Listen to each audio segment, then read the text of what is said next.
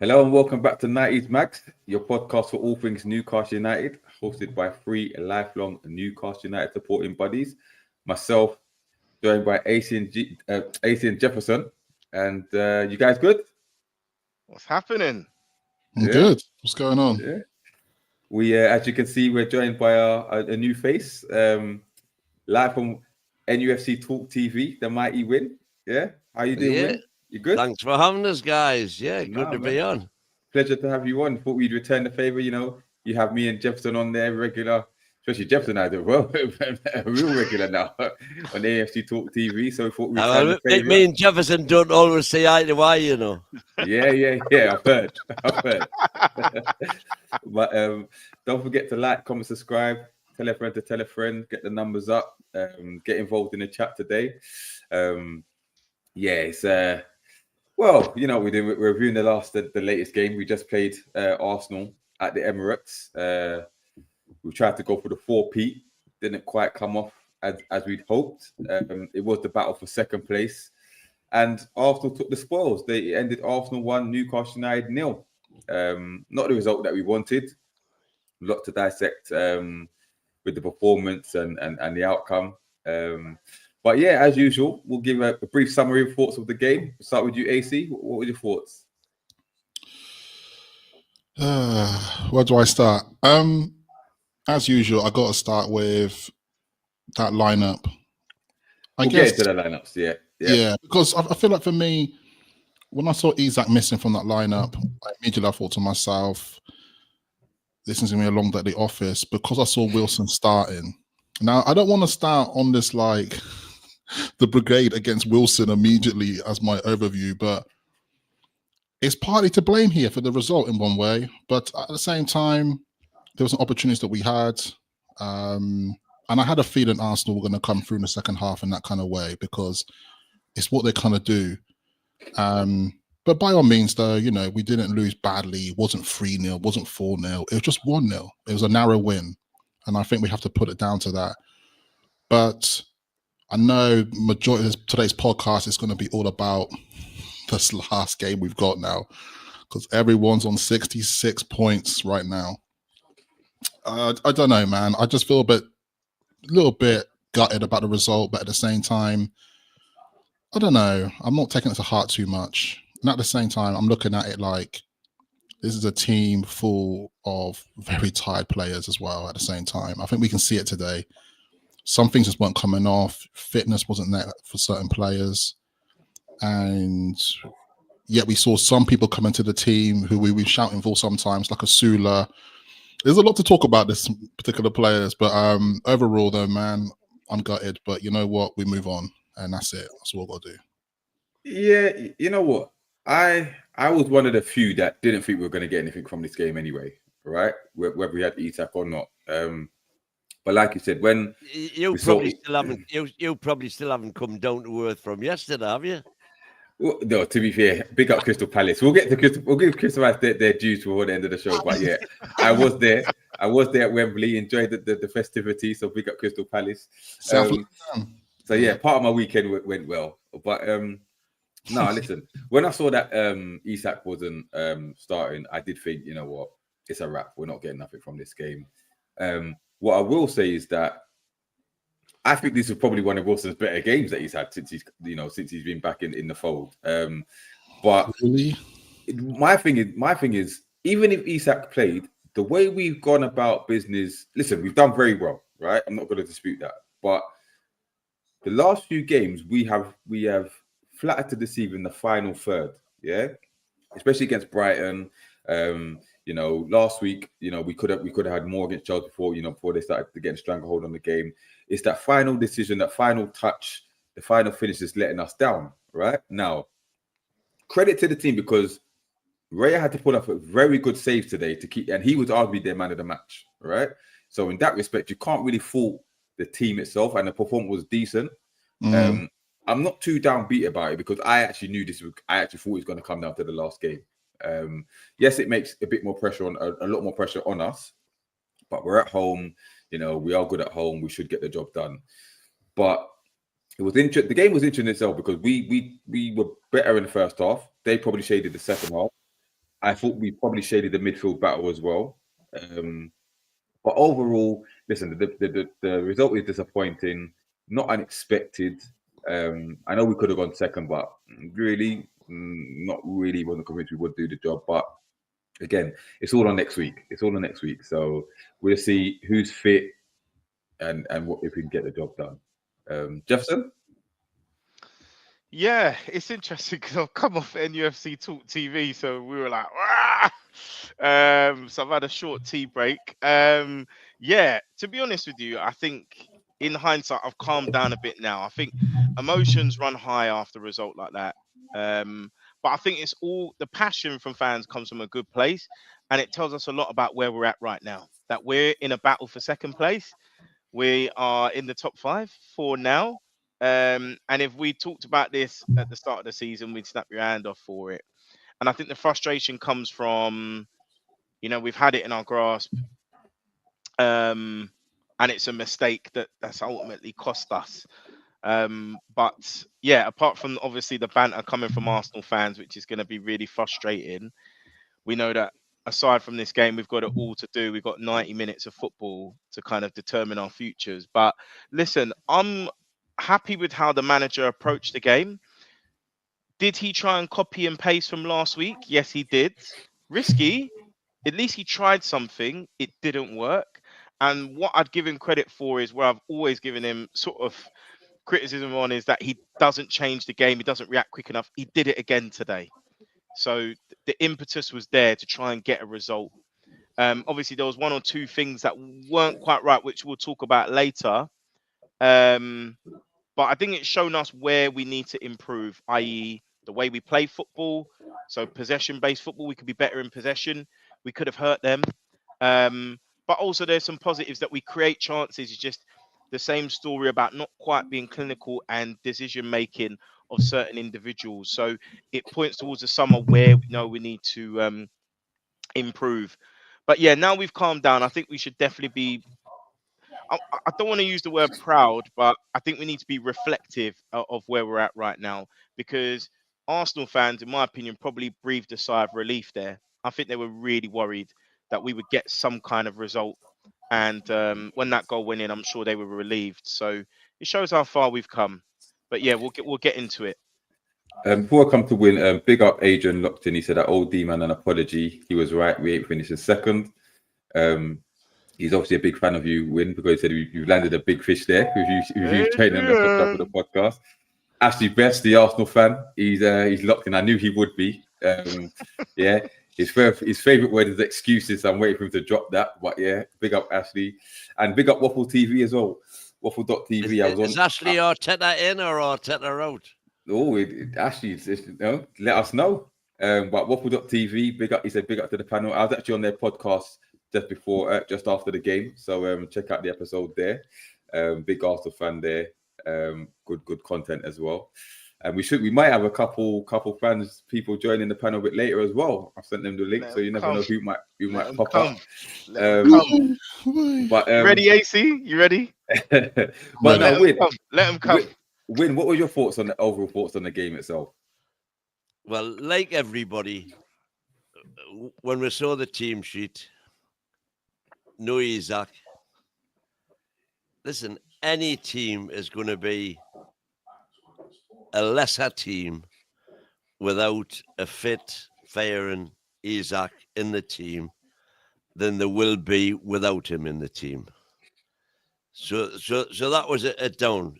Secondly, this is the second hardest game for any team in the league in the year. The team that's second in the league away from home, you can argue Liverpool away is the hardest game. Arsenal away is the second hardest game. And we've come away from there without arguably the best striker in the Premier League and without 1/3 of our midfield, which is widely recognised as the best midfield in the league. So we're fighting, as usual, with one hand tied behind our back.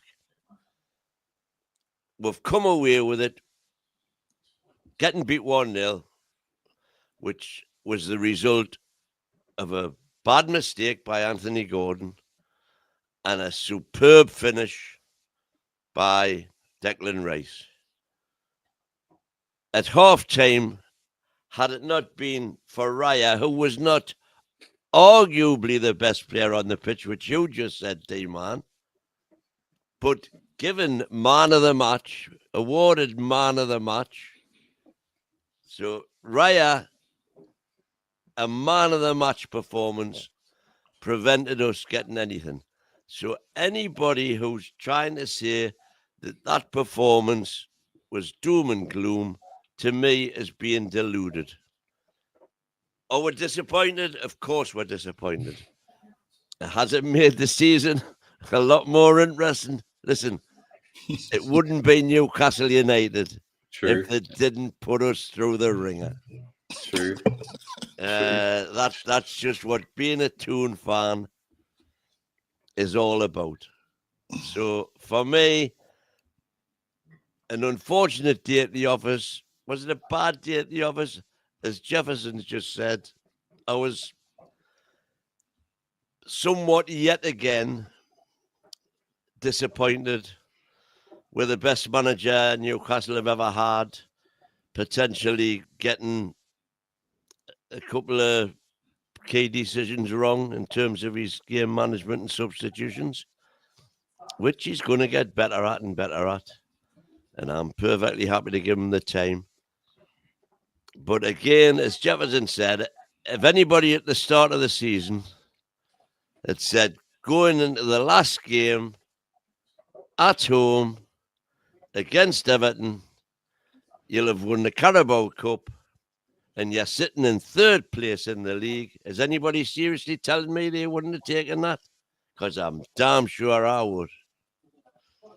So that's where I stand. It was a bad day, but let's not go overboard and think that it's all doom and gloom, because I agree. Yeah, it isn't.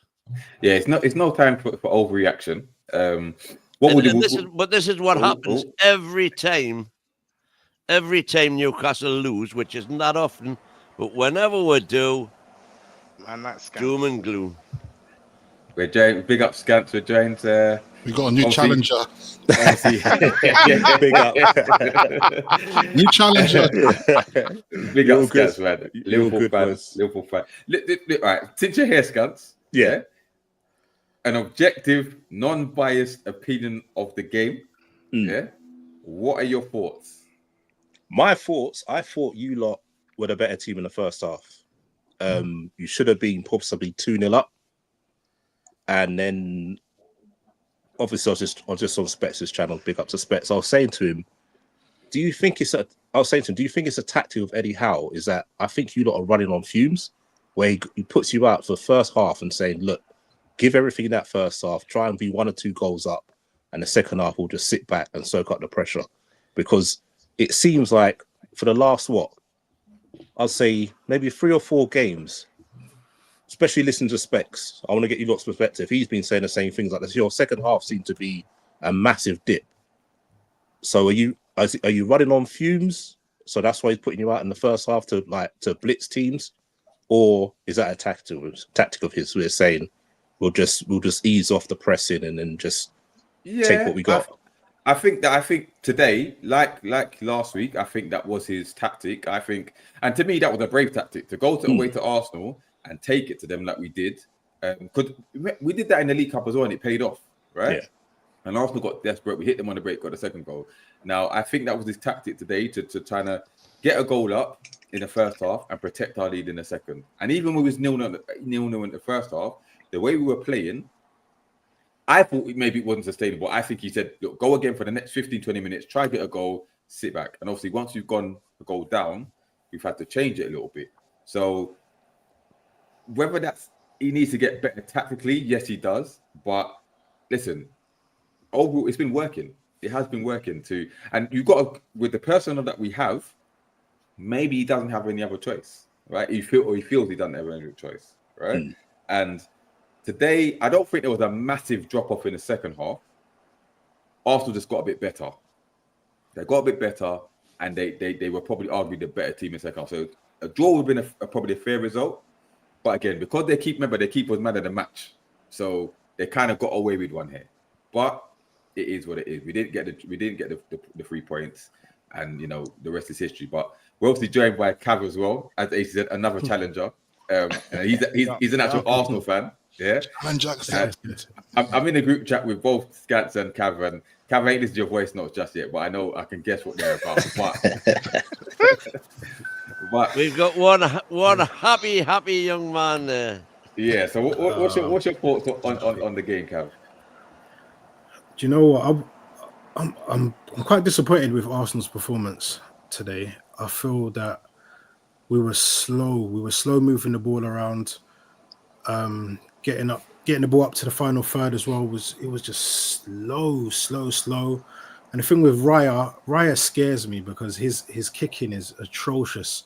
I mean, credit is due, the saves he's made, but he's the one that put us in the trouble in the first place. So it's like with him, it's a bit of I've got a love-hate relationship with Raya at the minute. But I think in the first half, you lot played so well.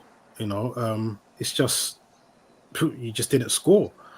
And I feel that, like Scans was saying, I feel that in the first half of your games, you lot start so well a lot of the time, and you blitz a lot of teams. And then I always feel when it gets to the second half, if the other team's still kind of in the game, there's a chance because you kind of drop off. But second half, especially when Saliba went off, I thought we were done because I said Calafiori's slow, and I thought Barnes and Gordon would get the better of it in the second half, considering that. But Ursula, I think, should have started. I think when he came on, I could see the movement was a lot better, was up there.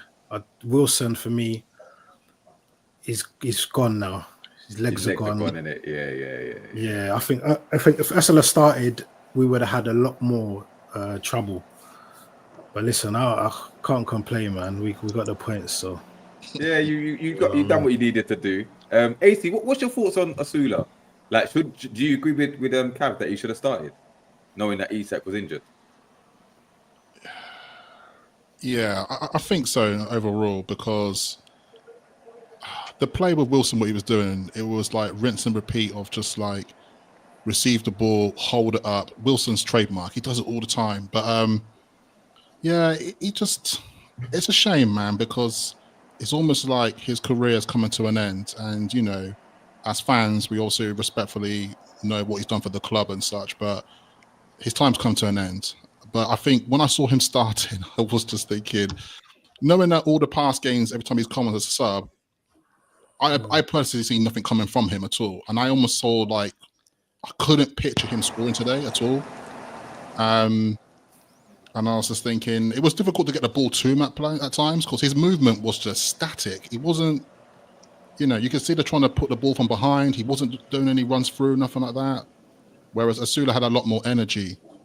But Ursula, for me, though, is still quite a raw player. And there's a lot of examples today where I felt like his decision-making at times is not quite sharp enough. But at the same time, he's trying. You can see that he's got a lot more step in this game. There were times where he would try to cross it in, but no one knew who's going to cross it, so the ball just got wasted.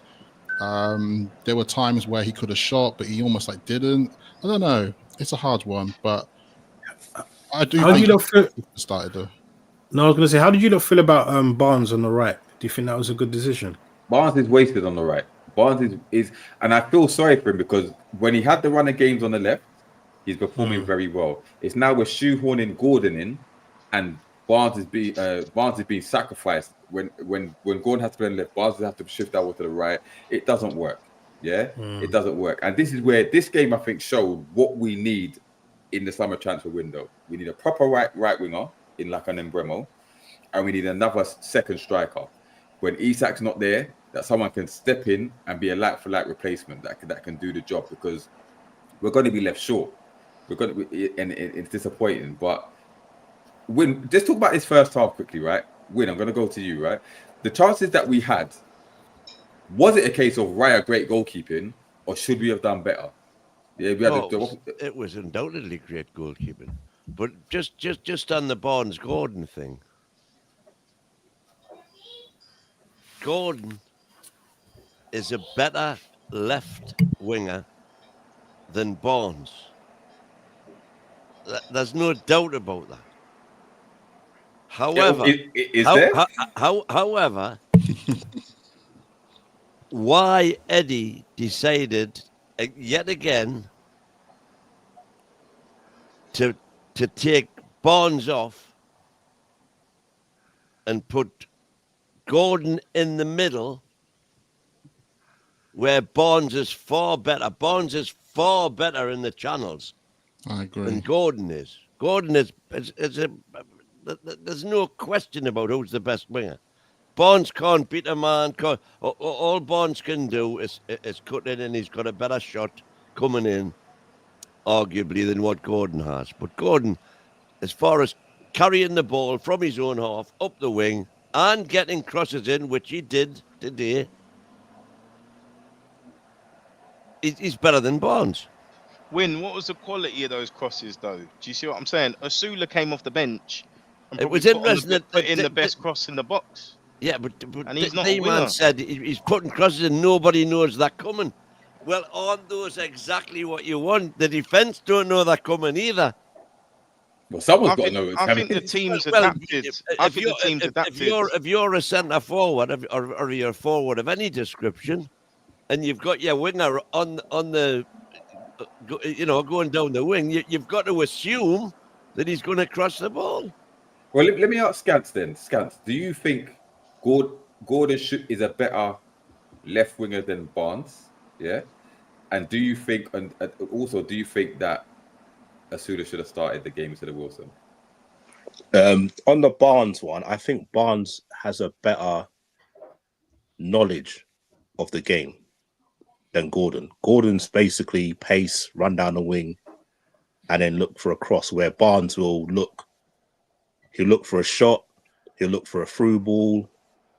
He's got a better understanding of like where players are going to be on the pitch than Gordon is. Gordon's sort of like head down, run down the byline and look for a cross into the box.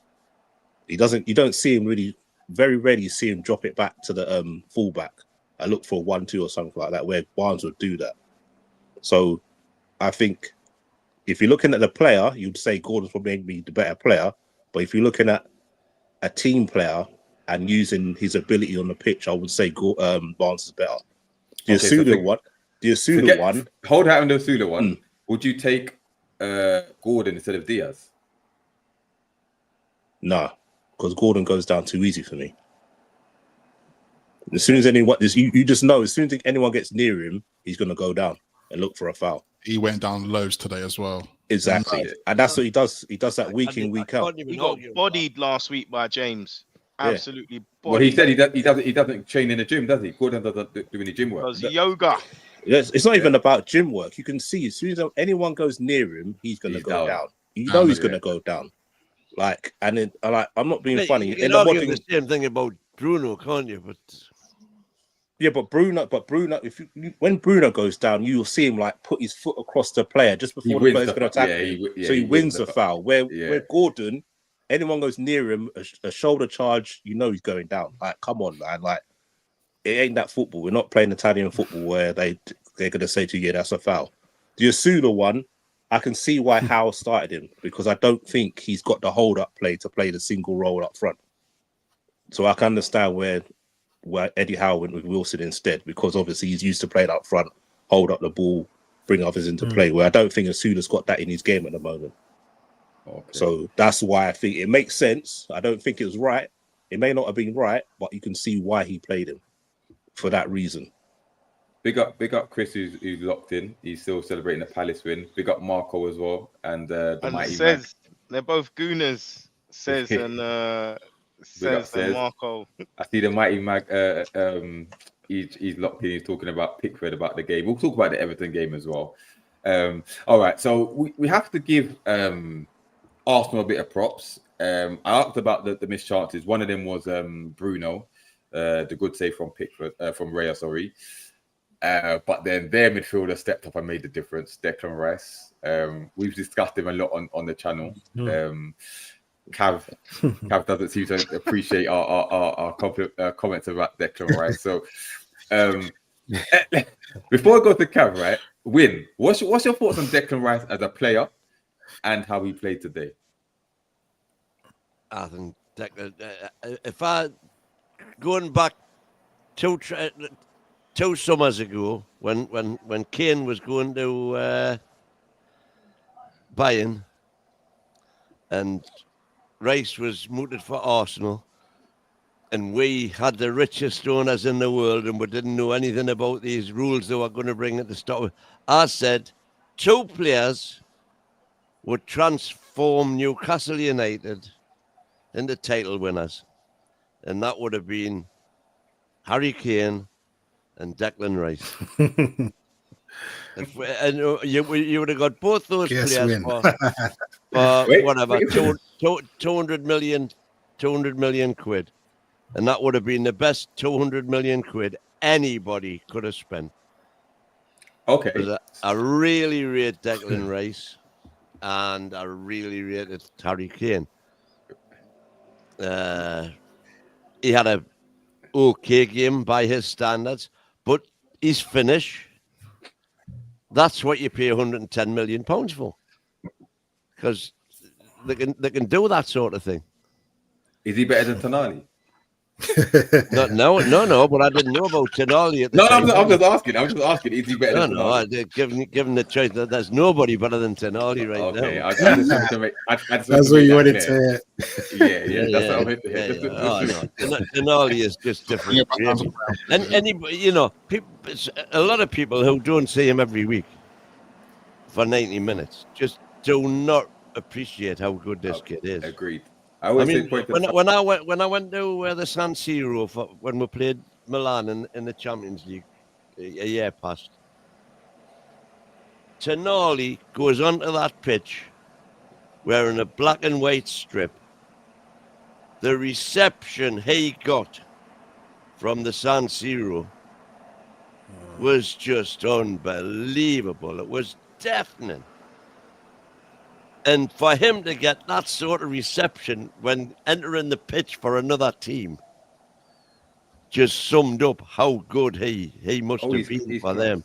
And bear in mind, he was just a bairn then, relatively speaking. He's only 24 now. And he's been with us 2.5 years now. Although we've only had a year of him. Apart from Rodri, I put you just under Rodri. But Cav, talk to me about Declan Rice today and the goal itself. Listen, the goal speaks for itself, man. It's a beautiful strike. And he scored a few of those already. That with the whip. His performance today. Do you know what it is? I've always preferred Rice in the 6. In the 8, I feel he's still learning. I think he's still got a lot to learn playing in the 8. But you know what? Listen, he's learning it well. He's doing well. His performance today, it was good. I'm not going to say it was fantastic. I didn't think it was fantastic, but I think he done the job. He done what he had to do. He wasn't the standout for me, but. I honestly didn't think he did much today, apart from the goal. When it mattered most. And you're saying 6 versus 8, but for me, he's neither. He's both. He's a good, old-fashioned box-to-box player in the Brian Robson mold. He carries the ball. He's got a good pass. He does a lot, and when he gets there, he's got to finish. That's what makes him so. That's what makes him worth 110 million. No, I don't know. I don't think he's worth 110 million. I go back to it.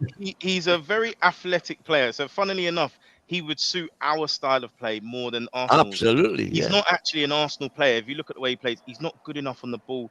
Technically, he takes too many touches, and he's someone that needs to dribble and run a lot. Right, so he relies on his athleticism. A player that would be an upgrade would be Adam Wharton. That guy is a different class. He is Baller. actually, he's good enough to play for an elite club. If you watch him technically, he thinks what he's going to do before he receives the ball. And I remember we were criticizing Declan Rice in the summer. And it was so interesting that the very thing we were criticizing him for was exactly what happened in the Holland game. He took 5 touches because he's not good enough on the ball. And then Simons nicked it off him and scored a goal. Now, I think what he is good at is taking the ball and driving it forward. So he's very much in a number 8 mold. For me, he's not good enough technically to be a 6. Tonali is, when you look at him, he's got way more finesse on the ball in terms of his vision. But yeah, I think if anything, Rice, funnily enough, if you were to switch Tonali and Rice over, they probably both excel in the opposing team. You know what? Okay, sticking on the midfield, I want to go to AC about this one because I see a couple comments in the chat, right? Especially from Says. He bigged up our midfield. Yeah, he's a Tonali, Bruno, and Joe Linton is a midfield that can compete with any team right now. But he believes that Rice, Partey, and Odegaard is a better midfield than us, right? AC, do you still stand by the fact that we have the best midfield in the league? As a 3, not individually. As a three. Yeah. On the very best day, probably the best in the league, hands down. Because the players, they just complement each other. And I think when Joe Linton on his A game on the day, and Bruno is as well, and Tonali's doing his bits as well, what's there not to like, kind of thing? Better than Szoboszlai, McAllister, and I'm gonna say because Gats is ready to start with it. No, but the league doesn't lie. Like you said, they have to be on their game. So they haven't been on their game all season. But they haven't played as a free. What haven't done all 3 of them all season? Not based on their 11, not based on their midfield. Right, and also that 3 didn't play exactly. Really so since December, and since December we picked up a lot of points, bro. Yeah, and I keep telling you, we beat you in the final, and you haven't beat us without not that. Yeah, exactly. But again, I gave you your props. You're the best. You had the best midfield in the Carabao Cup. What matters is the 38 games for the season, and the 38 games for the season, your midfield hasn't done it. So I gave you the props. We had Logstaff for half the season. One more thing, right? That's a good point. No, he didn't start the season. So. It's a team game, right? So you're saying you got the best midfield. So me and D-Man have gone back and forth on this, right? So when he said to me, you look had the best midfield, you beat us in the cup final, gave your props, you deserved it, full stop, right? When I said our midfield hasn't held 4 this season, his response was, that's the defense and midfield. I mean, that's the defense and the goalkeeper. So what I'm saying is, but if it's a defense and midfield, right? I mean, defense and goalkeeper. So that means all your goals have come from corners. No, I'm not saying that. But what I'm saying is, when I say about us, we score very few from corners. Yeah, but for instance, in the final, yeah, we dominated. No, we're not someone. No. Yes. I'm just how it works. Right? And I respect that. We dominated the midfield, and Joe Linton was man of the match, right? In that one-off game. In the league game, we out of the 3. Right, and in the league game, we also dominated the midfield. Yeah, so that's what I'm saying about. We did. You didn't though. Oh, come on, man. What was the score? Come on, Scans. What was the score? It was a draw. There you go. Yeah. So if you if you dominated us, then you win the game. The same way. All right. No. Jefferson and AC. Let me ask you a question, right? What's a slapping? What's a slapping to you? We're not doing this. We're not.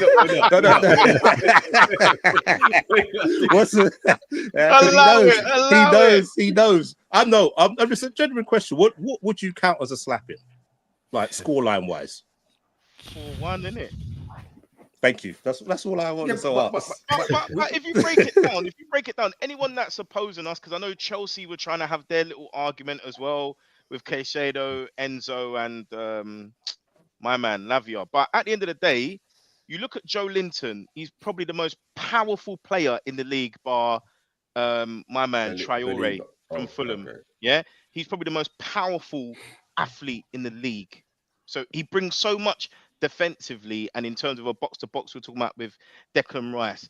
You've then got Bruno, who let's be real. Last season, Bruno had to play with a 17-year-old Miley and Longstaff next to him, and he dragged the team to a European position last season.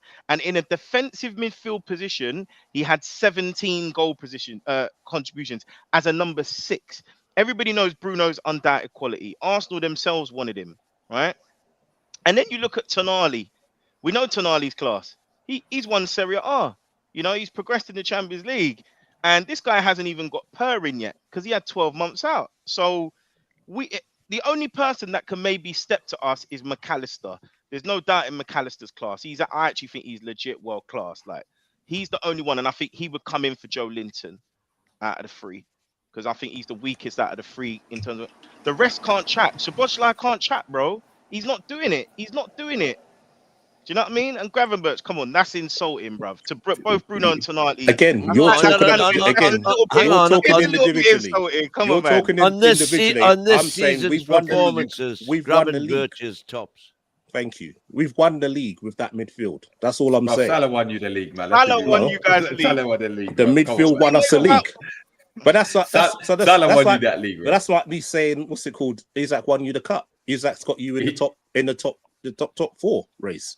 And we saw what I happened. agree with that. And today we didn't have either J7 or Isaac.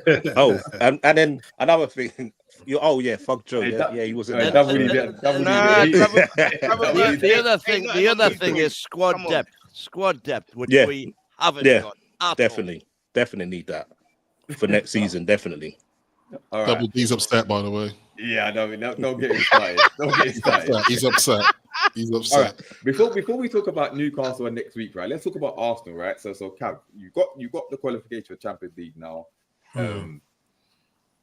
This was asked on the previous podcast. What's your view on the season as a whole, and what are you expecting moving forward with Arteta next season? Well, this season I think is. Do you know what? I've got to give us a little bit of credit because the amount of injuries we've had for us to still kind of sustain this position, for us to still sustain this position and get to Go on with injuries. Arsenal. No. To be fair, listen. This season they have. Go on. Yeah, and to get to a semi-final in the Champions League as well. You know, I feel we've done all right to sustain it. Has it been good enough? No, but I feel that when January came and we didn't get anybody in, I just thought I knew that was our season done, and I was saying it from back then. Our squad has been so light. I'm an Arteta outer right now. All right. I certainly would be if I was a Gooner. Yes. Yeah. Says Marco, you still here? You hearing this? He's done this week. Yeah, you know what? He's taken us as far as he possibly can now. I really don't want him. I've heard that about Ho before as well, you know. All right. Yeah. Couple of man on the panel as well. I've heard it as well. Right. Relax, man. You're all gonna be banned. You're all gonna be banned from the channel. Yeah, no, I feel that I don't know if I can trust him because the names I'm hearing, obviously Zubimendi's supposedly a done deal, but then I'm hearing Gyökeres, and tonight I'm hearing Mbeumo. We're having discussions with Mbeumo as well. Sorry? Yeah. What? That's what I'm hearing tonight as well. If we allow this brother to go, anyway. Do you know what I mean? But I don't feel that he's the right manager that could get all these players. I feel he's like we were saying last week. He makes the players too robotic. The players don't have the freedom that they once have. Like the Martinelli's a shadow of his former self. Even Saka, shadow of his former self. Odegaard, non-existent. I feel that I don't think he can get a hold of those kind of players. Gyökeres, like the numbers Gyökeres is getting now. With Arteta there, I'm not sure you're going to see that from. Why do you think Mbeumo would even consider going to Arsenal when he knows he's got Saka in front of him? Yeah, that makes no sense. Well, unless he's thinking about playing him in a. I don't know if he can play on the left. Can he play on the left? I've He never can play seen him anywhere, play on right? the left. Yeah. Seen him play But- through the middle, He certainly. can, Yeah. he can Oh, play yeah, from the middle, yeah. Yeah, so maybe you never know. Just for like, maybe for Odegaard, maybe switch out Odegaard every now and again. He needs it, man. What if that's the case? Why would Arteta not buy a centre forward? Nobody's saying Jokeres is gonna come. They reckon Well, that Jokeres, might- exactly, yeah. But my thing Yeah. is quickly on with Arteta that you said about the robotic and whatnot. But don't you think that because we saw Arsenal, I think was it the turn of this year when they were scoring goals for fun? Yeah, we've seen Arsenal play attractive attacking football. Jefferson was bigging them up to the high hills not too long ago, right? Yeah, because of the way they playing the best football in the league, arguably, right? So he's proved that he can do it. He's proved that he can do the pragmatic style. So if he gets a striker, surely he can mesh the two and be pragmatic when they need to be, but he can play that free flowing football that you need. Because you Arsenal fans were gassed not too long ago, about the style of play. So he can do it. He can do it. Maybe it's the tools that he's got at the moment. He knows you can't really play that swashbuckling style at the moment, right? So maybe he's thinking, let me keep it tight, secure, whatever. But when I get the tools, I can then go back to that way. Yeah, I just think he wants to play pep ball all the time. He's all about possession, pass. Let me ask AC, what are your thoughts on this? No, I was just gonna say, I think just like Wim was saying there, it is almost the echo chamber of like the style like Pep's football, and I think the difference with Pep, though, I think himself is that he tends to switch it up. Well, I think with Arsenal, like you said, we've seen Arsenal play amazing, and they were like beating teams 3-4-0, just like game after game after game. We're just like, wow, this is incredible kind of thing. But it's one of those things when the rest of the teams in the league find Arsenal out, it becomes a bit stale. It's almost like a bit predictable. I think the commentators were saying today, Arsenal is a bit predictable. You almost know what they're going to do. As soon as they get the ball up front, you know what they're going to do. They're going to bring it to Saka. It's it's very predictable in that sense. So I feel like Arteta probably needs to come up with some fresh ideas, man. And I think the same with our manager in that sense. We've criticized Howe as well for being like very predictable. Once upon a time, we were always playing 4-3-3 formation every single game. 65-minute substitutions every single game. Like, it gets to a point, it's just like, I can predict what's going to happen, when it's going to happen, how it's going to happen. But then recently, things been switching up. And then obviously it adapts the game, and all of a sudden you'll see a new limelight of the team. So I think with Arsenal, it is going to be one of those things where, like, dare I say it, this could be probably his judgment day of kind of season, where a lot's going to come down to the season, how he performs or how it's going to come out of it. But if you come up with a new style of play or the way you adopt to it, I think you guys as well, I think you need a new number 10, I think you need probably, Odegaard, a lot of pressure on here. You need someone fresh to come in and do that. But also you need a new striker, definitely. But yeah, I think at the same time though, man, you guys, you got to the semi-final to the Champions League. That's something to be said, And I think you highlighted it earlier. So yeah. I just see Adrian said Howe and Isak in a straight swap for Saka. Bro, you're mental. You're mental, bro. Adrian's still on the Howe out flex. No, I need to allow it, bro. Allow it. And I see Waffle.tv talked about 14 draws isn't good enough in terms of Arsenal. He said Arsenal mentality and discipline. A lot of draws, isn't it? That is a lot of draws. He said Arsenal mentality and disciplinary issues reflect the manager. The manager's petulant. He's true. petulant. He never accepts defeat. And he never admits that the other team's better than him. I don't know if it's like a child.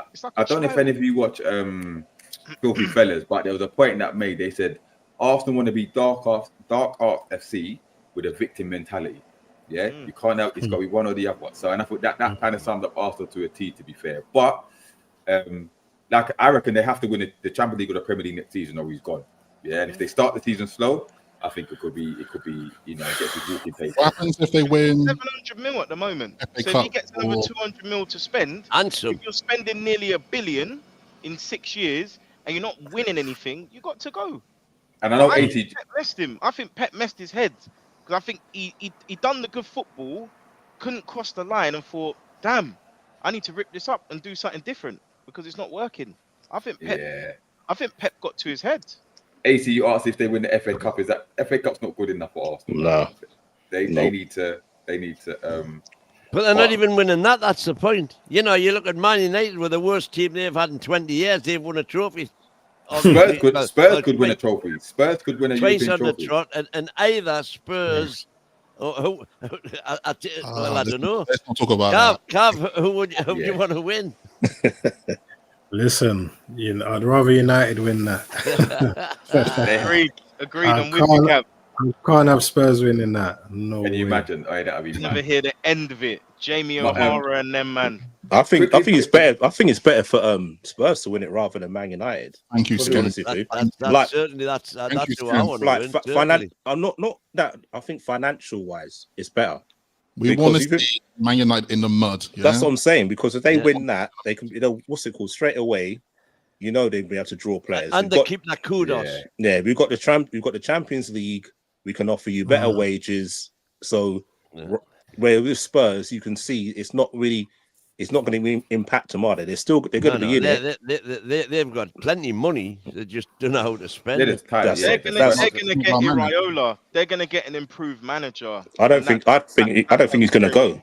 I don't think You know what I mean? Iraola's going to go there. Well, Nah. yeah. They'll get someone better than what's his name, the one who's there. But I don't think it'll be Ange. Areola. And yeah. But just quickly before we talk about Newcastle, I want to talk Scads because obviously Liverpool fan, they've won the league. Slot's come in with his first season, done very well. With Klopp's team, yeah. So now you've got Trent going, Frimpong coming in. Rumors that you still want Isak, whatever. What are your thoughts for next season? What are your expectations as well for next season?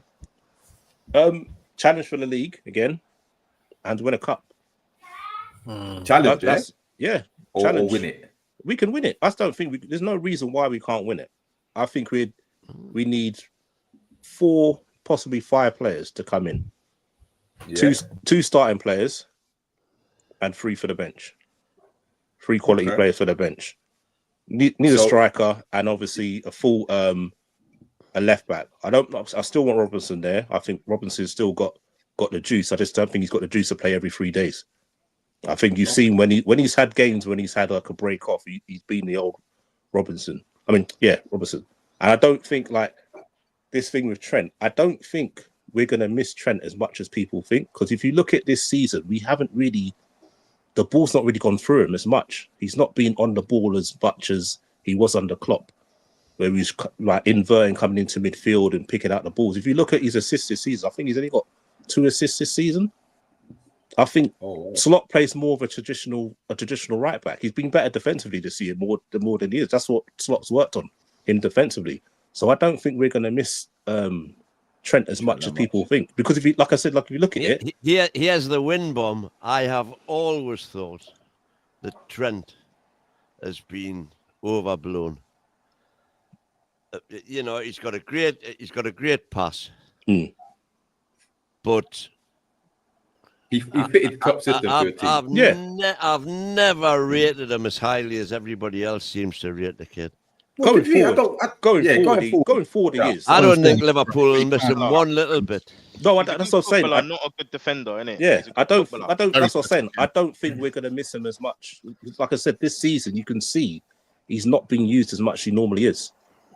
Okay, so if in terms of striker, if you can't get Isak, who would you want? There's nobody getting Isak.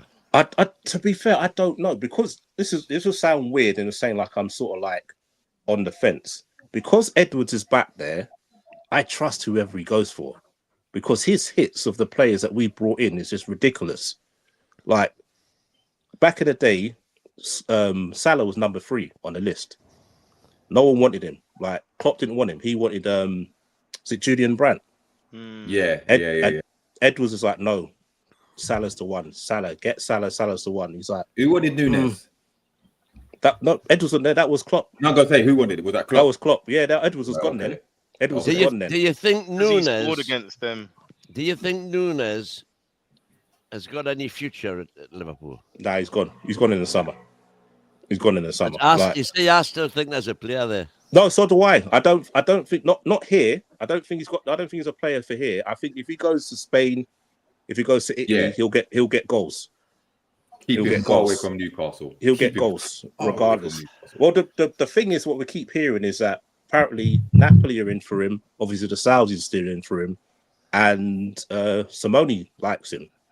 So there's a little bit of wheeling and dealing where saying we're sending him that Molino's way. a thing or two. Yeah, he's an athletic type player. I think. And we're gonna send him there and hopefully get Alvarez in the return. That's a bit of the talk at the moment. So I don't know if that's going to happen, but we've got the 4 players are lined up. So Kirkes, I think, is the next one. It's practically done. That's practically done. I think. Not Anthony Robinson. Nah, too old. Okay. He's 28. I rate him. I rate him. I take him. Where's Kante when you need him? All right, listen. I would take him, but yeah. Actually, they beat Brentford anyway. Should we get into the comments, lads? There are a lot. All right, let's take the before we talk about Newcastle. Yeah. Who we got? Got Says agreeing with Cav about the team doing well to keep a decent standards. Other sides who've had similar injuries have completely crumbled. That's an interesting one. I think it's a joint between that and the poor recruitment, because you had an opportunity to sign a striker, but they signed another midfielder and a defender. That's Arteta. I blame Arteta for that, because I was saying this to Cav. It's like Miles Lewis Skelly this season, everyone's raving about him. So my thing is you've identified him before this season. He's been playing the 6 and the 8 all last season. So you've identified him during last season to say, I think this kid can play left back. So if you watch all the pre-season games, he played left back for the majority of them. He came on and played left back. So why then did you go buy Calafiori if you knew you had this kid in the wings? So to me, it's a waste of money. You bought him basically because you're copying Pep. You wanted 4 centre-backs across the back. Yeah. By the way, I thought when Calafiori came on today, he made a hell of a difference. He played well today when he come on, to be fair. But where did he play? Where did he play? Your player of the Euros when he There you go. He played centre back. Yeah, there you go. He played centre back. You get what I mean? Where he's played left back, he's been cooked. Like no disrespect to him. He's a baller. He's an absolute baller. At centre back he is, but he's not a fullback. So for me, like Jefferson's saying, the recruitment's been poor. Like I said, you've got Mourinho, who's, to me, he's too slow to play midfield in the Premier League. Again, to me, that's a waste of money. Interesting. All right, let's talk Newcastle, all right? Because we're still third on 66 points, but then you have Chelsea on 66, Villa on 66, Man City on 65 with a game in hand, and you've got Nottingham Forest, I think, on 65 as well, right? Now, are we all confident that Newcastle will get the job done? Because all we need is 3 points, yeah? We're at home to Everton, who are in form. Pickford is a Sunderland fan, so he want nothing better than to stop us on the last day. The pressure's on, right? First of all, does anyone think that we're not going to do it? Maybe. Maybe. If Isak's not back, I think you lot could struggle, man. I think if Isak plays, you win 100%. If he's not there, yeah. There was a lot of under the table talk today when the lineup came out and Isak wasn't in, that Eddie had decided to put Isak in cotton wool to ensure that he was available for Everton. Yeah, well, I said the same. He was getting kind of a free hit today, and in the full knowledge that if we do need Isak next weekend, he's going to be fully fit and available. Well, he's not fully fit because he's been carrying a groin injury for a long time, and there's talk that he's going to have an operation in the summer. Yeah, so he's obviously carrying, and that's what he doesn't look right when he's on the pitch. This is the thing, isn't it? That, and to be honest, there's no choice, is there really? But this guy has been playing like every game, playing through injury. Now we've seen this happen before the previous season, They're just playing through injury. It just worsens off the player. I don't even want to go through history of people like Botman who just like play through injury to a point now. This guy keeps stopping starting, but it probably was a wise move that we didn't play Isak today because let's face it, when he was missing from the lineup, I was thinking to myself, in the past 3-4 games, he's almost like playing at 20% of his best anyway. You know what I mean? He hasn't been scoring and goals have dried up a bit anyway. But one thing I will say about our team in the past games is that our goals are coming from other players around the pitch anyway. So we don't rely too much on Isak. So I think there's almost like a little bit of narrative here. We need to remember that Isak's not our only option to score goals. And I think, you know, we do have some goals in the locker from this guy and picture here, Tonali. There's goals in the locker from Barnes and so. I want to see more from him, to be honest. What, Tonali? Yeah, outside the box. Oh, with the shooting. Yeah. I'd agree. There was two perfect examples today when he could have pulled the trigger and decided. Yeah, I'm with you there. But also, I think just generally being, he needs to be put on free kicks more. Right? Because once upon a time, he wasn't getting none of the free kicks, and we know that Tonali can do them. Look at last week when he was on set pieces, how good they were. Cher took one today. What was that about? Bro, I genuinely believe that next season you're going to see the leader in Tonali. Yeah, this season he's kind of holding back because he feels that he owes it to us to not really overstep it a little bit and be that welcome. There's been a couple times when you see him pulling up players for not doing things and whatnot, but I think next season. Well, I'm not saying he's going to be our captain because that's Bruno, but he's going to take more of a vote. You're going to see him being much more vocal, much more, dragging the team, like, getting onto them kind of thing. I think you'll see that next season. But do you not start Gordon against Everton next week? Keep him away. That's a good question. That's a very good question. Keep him away, man. I start him every day of the week. I'd go back to the 4-3-3. The game at Goodison win. He was shocking that day. Nah, go back to the 4-3-3, put him on the bench, and he can make an impact off the bench. Have Murphy and Barnes supporting Isak, and drag Joe Linton off the hospital bed, inject him with whatever he needs. This is the same Jacob Murphy that everybody wanted out the door. Exactly. Hold on a minute. Let's not win. Let's not forget, right? Jacob Murphy is an interesting player. He's doing very well at the moment. He's second best in the league for assists, right? But we know that when he's hot, but when he's cold, Jesus Christ, man, he's freezing. Yeah. So, but also he has to Jacob Murphy. Particularly happens away from home, which is why I thought it was interesting. But you said, oh, there's people that wanted Murphy out of the club. There's also people that wanted Longstaff to start over Tonali because we didn't lose with Longstaff in the team. Ooh. So we can all make mistakes. We can all make mistakes. Yeah. Do you want the stats? I don't care about and even if you add in all of the games since Tonali came in the sixth, he's still in credit. Listen. Let's not do it. Let's not do that because if we had Longstaff in this team, we would not be in this position. We would not be third in the league. I'm telling you now. You see, I've been vindicated. I don't care what anyone says. I've been vindicated. Those first 15 games is costing us now, right? No. The perfect analogy is a boxing match, right? You be getting battered those first 5-6 rounds. You come back the next 5-6 rounds, and you're in the championship rounds, and you've got to convince the judges you win the title. We've got one game to go, but we've left it all to do. We should have been on it from the beginning. I agree. Those first 15 games were diabolical. No. Jefferson, did you think you'd be in this position at the start of the season? Because I predicted 5th. No, that was before the transfer window. When the transfer window ended, we did not think 5th, bro. We didn't.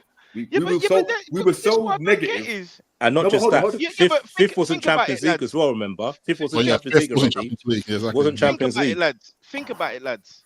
Last season, I said it, obviously I was on NUFC Talk TV earlier. I said the same point. Last season, and Arsenal talking about injuries, we had the most injuries. I think, was it 1,400 and something hours. It was the most missed senior men's club hours by injuries like ever. We had 13 first team players out. We still finished 7th, and we still had 6th in our hands going into those final 4 games of the season where we let it slip to Chelsea. So if we're able to do that when we're at our lowest ebb and we were weak, what are we going to do when we've got no Europe and less injuries? You're expecting us to finish higher. Thank you. So that's my That's point. not where we are now. We're better than people expect us to be. We're a much better team than people think we are. We've improved on last season. We've improved in every category. Yeah. Last season. I'm not criticizing. What I will That's say, my point. I expect us to finish higher with no Europe. With no Europe, we got less games. Two things. What I'm saying. One, if we finish in the top 5 after last week, these 15 games don't matter. We've done it. Yeah. So we have to wait. We have to wait. We have to wait till end of the season. Second of all, when we was after those 15 games, we all thought this season would be atrocious. Remember, objectives changed during the season, so they've proved us wrong. They proved us wrong because none of us thought we'd be in this position. After those 15 games, we thought that the season was a wrap.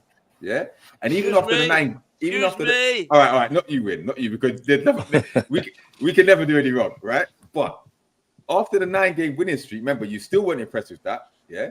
Yeah, and post cup, but we've maintained since then. We've maintained. So, but the post cup run, look at the teams that we've beaten, we've lost to, bro. Yeah, look at this run that we've been on. The 9-game run was better.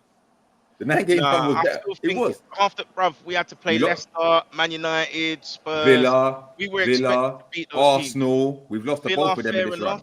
We've lost to both of them in this run. But going back to those 15 games, they were dreadful. They were dreadful. No, we weren't performing well. And think about it. You look at this. 0-0 Everton. Yeah. What were the other rubbish ones? West Ham. There was some West Ham. Fulham. Palace, where we lost it in literally the last 30 seconds. We drew in the last 30 seconds of the game. You take any of those points. We're in Champions League right now. Yeah, but that's my point. Why are we expecting? Why are we doing things? But you weren't expecting to be here though, Jefferson. Exactly, and also that's the point. To beat Crystal Palace. I was expecting to beat Everton. But Jefferson, look at Man City, who are a better club than us. Yeah, look at the points that they've dropped and from the last minutes and whatever. If they said, if we had held up, look at Brentford when they did. Yeah, look at all the games that they drew or they lost when they should have got a point or 3. They could say the same thing. Aston Villa could say the same thing. Yeah, Nottingham Forest can say the same thing. Yeah, every team can say this. Yeah, so it evens itself out across the season. The bottom line is we're third.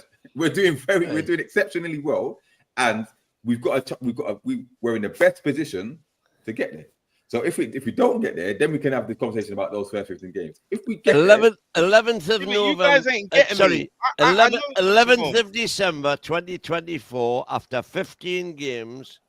Newcastle were in 12th place and we were 9 points behind Arsenal and we were 15 points behind Liverpool. Right now, after 37 games, we are 5 points behind Arsenal and 17 points behind Liverpool. So, other than the fact that other teams haven't done as well as we've done, whereas Arsenal and Liverpool have by and large kept their performances going for the full season, there's no difference whatsoever. Except that we've improved. It's just frustrating though, because it's very frustrating. Of course it's frustrating. How can I explain it? I'm very positive about the team. I'm not coating the team. I think people ain't understand what I'm saying. I'm saying we're doing things the hard way when it could have been avoided, and it was very possible to avoid it, if that makes sense. Because we shouldn't be getting smashed 3-1 by Fulham. No, I hear what you're saying. And now we're 90 minutes panicking. You heard Scans. Who's panicking? But you said, with no Isak, there's a legitimate chance we might not get through. And this would have been prevented. That's my point. Football. I think overall, man, this is just football. Because if you look at teams like Chelsea, who started the season so well, then they dropped loads of points. They're probably saying the same thing. But I think it is what it is, man. I think you can't change that. I don't think every single team in this league can look over the season, especially teams like Southampton, and be like, oh man, if we picked up points in those games, we could be in a better position or finish differently. It is what it is, man. I don't think you can't dwell in the past. All you can do is look for you. I think you can't look at those games and go, don't get me wrong, it hurts that we got beaten those games, but at the same time, I think the most impressive thing, and I'm almost like talking about my review of the season here, is that like the way that we turned a corner back when we were 12th and kicked on this ridiculous run, and then even so to even bounce back and lost a few games and then continue to go through that, then the Carabao Cup, bruv, it's like a season like no other. I'm just like, nobody can predict this. Even though what I will say in Jefferson, those results you're talking about, I think that's the difference between where we are now and if we're even going to think about challenging for a title. Yeah, those are the games that we can't afford to slip next season or seasons in the future. Those silly games where we should, especially the West Ham, that's the one that hurt because everyone thought we was going to batter West Ham. And they turned up and outplayed us. Done this West Ham season, at home, wasn't it, as well? Yeah. we have won more games and we haven't drawn as many. Draws are virtually useless in the Premiership. You're better off. They helped us though win in the 22-23. Yeah, draw. Because we were very hard to beat. We only lost 4 league games or something like that. Season, mind you. Arsenal drew 14, so it does help when it actually stacks up at the end of the season. Basically, if you can't win, make sure you don't lose. Yeah, agreed. Not when you're going for a title though. Not when you're going for a title. You can't win.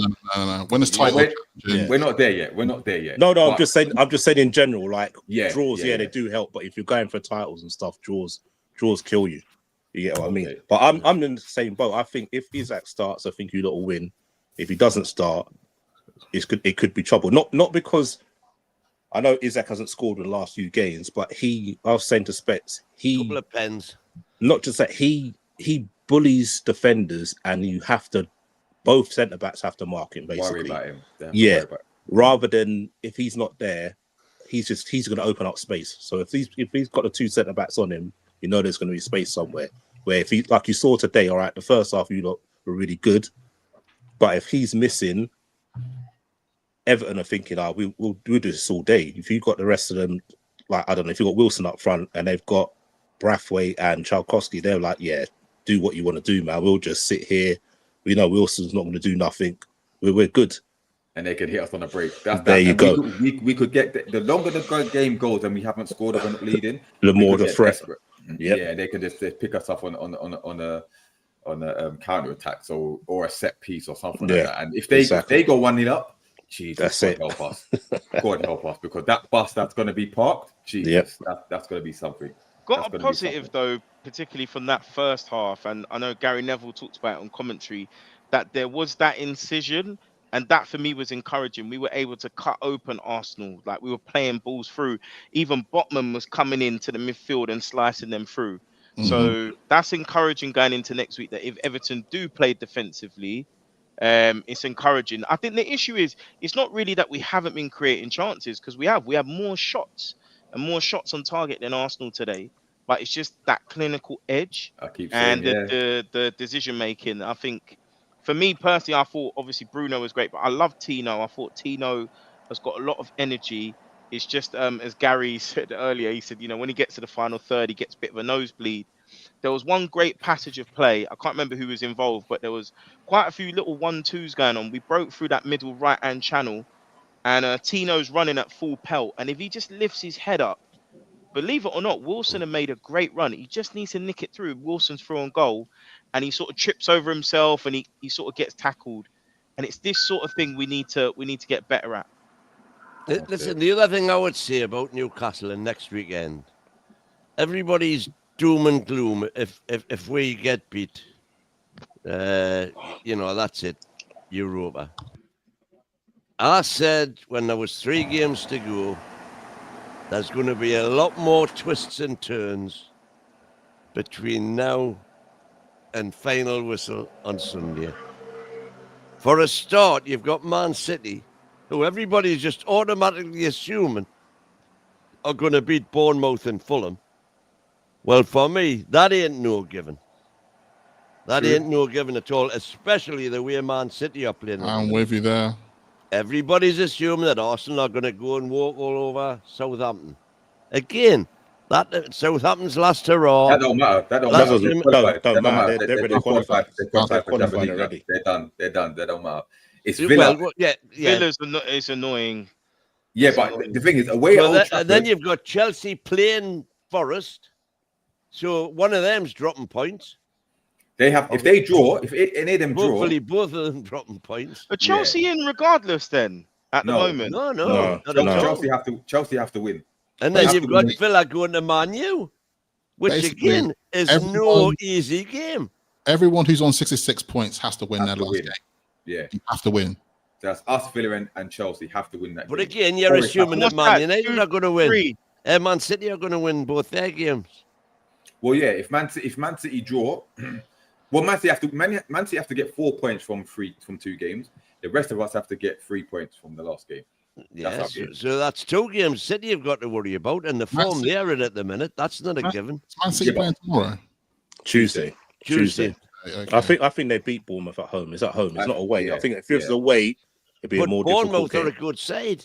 No, they are. Yeah. They're a very good They side. But I start think Very paid off a good little side. bit. And so are Fulham, by the way. They've still got Conference League to play for as well because 8th Yeah, place that's isn't it? right. It's Conference League. Does it though? Because Palace No, winning now. yeah, it doesn't. It doesn't. It's Well, top but 7. no, it could do if Chelsea. If we finish in the top 6, isn't it? And also Chelsea win the Conference League. You've got If 2 Chelsea win the extra conference places. and don't finish top 6. Right. Okay. Yeah. So let's Sorry, face it, and Chelsea- finish 6th or 7th. Chelsea are going to win the I- Conference League. I thought it would have been Palace for the top 7, but it is what it is. But there's still a lot to play for. No, Everyone- Palace are definitely in the Europa. Yeah, Yeah. So they there's are. got 2 Conference League places basically added to the Right. top 6. But everyone has to win, basically. Everyone has to win at least one game to qualify. It's To quite tight, guarantee. actually. It's quite tight because I'm looking now. Brentford at 8th with 55. Brighton are 9th with 55. Fulham are 10th with 54. Bournemouth are 11th with 53. Yeah. Jeez. Yeah. So it's that So- last day. So It's that last game. Bournemouth have to win they have to get 4 points at least, or they have to go for it. They're against all, Man City. they're all going for 8th place, and Fulham have got Man City, and Bournemouth have got Man City. And they're both going for it. I don't know how Sky managed to get this. So the football god, the Premier League managed to get this like this, Because this is crazy. And then you've got Chelsea Forest. Honestly, it's the best Premier League season there's ever been, man. Fulham No, beating no, Brentford no. today was such a big win for That Fulham. put a spanner in the works, didn't it? Yeah. Fulham Yeah. beating Brentford really put them Brentford down. would have been home and dry if they'd won. But listen, before we end wrap up, one yes or no question. We'll start with Scans. Are we going to do it? Yes. Win? Yeah. Jefferson? Yes. AC? Yes. And I'm saying yes. So that's a full house. Well, there you go. Clean Yeah. sweep. Just Come quick on, look you Maggies. on the comments. How are the lads? Jose locked in. He said up the Newcastle. He It's also only said Everton, down- guys. It's only Everton. It's He not said down Spurs. to the last day, going to be very interesting and exciting at the same time. Mighty Mag said yes. Waffle.tv said yes, that we're going to do it. Joe said yes. So everyone's convinced we're going to do it. It's going to be a very interesting podcast if we don't do it. But Right. Post-mortem. You don't want me on that podcast. Hey, You lot man, don't do it. listen, hey, listen, I'm coming out the group chat. I'm disappearing. No as one I've has seen me said, from if we don't do it, Adrian's gone abso-fucking-lutely. Love it. if we don't, we're guaranteed Europa. Just, Yeah, but you that know, Thursday, Sunday. Europa and a Carabao Cup. No, but Glasnow's in Europa. How yeah? bad's that? Like, yeah, but listen, Thursday, Sunday. I know. All I'm saying is a To little be bit of perspective. To be fair, though, going in Europa is not a bad thing. Because remember, there's More no more chance of Champions. winning that. Yeah, exactly. There's no more Champions League drop down. in Yeah, there. true. Waffle.tv And said, it's I'm joining the automatic stream. qualification the following season. He said, I'm joining the stream for the cook session. Ask Listen, Tottenham and Man U. bro, if we don't make it, this place is going to be packed with trollers. No. It's just going to be packed. Yeah. Notice how lots of people came today because we lost. Of You know, course. It is what it is. And obviously because he bought Win with us as well, innit? He bought the army with him as well. So, but nah, I think that's a good place to leave it. Thank you all for joining in the comments. Smash the like button, tell a friend to tell a friend, and all that. It will be available on the audio, the Apple Podcast and Spotify. Special thanks for Win for joining. Scants as well and Cav. who My had to shoot pleasure. off. Thanks for having us. Anytime, Yeah, man. Anytime. Pleasure having you guys on. But we'll put your shows in the we'll put NUFC Talk TV. I know Scants is on Geordie Dread TV all the time. Anything you want to promote, Scants, before we stop off? Yeah, I'm on Cav's channel, Red Pitch. We're trying to do a couple of panel shows a week. So, yeah, just pop along, join in, say your piece, man. We're just open. We'll say anything about anyone, any team, man. We're not going to hide from any team, man. Say you got to say in it. Yeah, pleasure for having you both on anyway, and Cav as well. So, yeah, man. You into NUFC Talk TV as well? Yes, lock into NUFC Talk TV. They're on every day, isn't it? Every day. You're on. Yeah. Even got a quiz show on a Friday, a Newcastle quiz show on a Friday. Yeah, as well. we do. And always live watch along and an instant reaction. Player scores, lots of stuff for members. All good, Get man. in, have fun. That's it. Join the community. Exactly. But no, until next time, we're out. Peace. Peace. Peace. Salute people. Away the lads. We're out.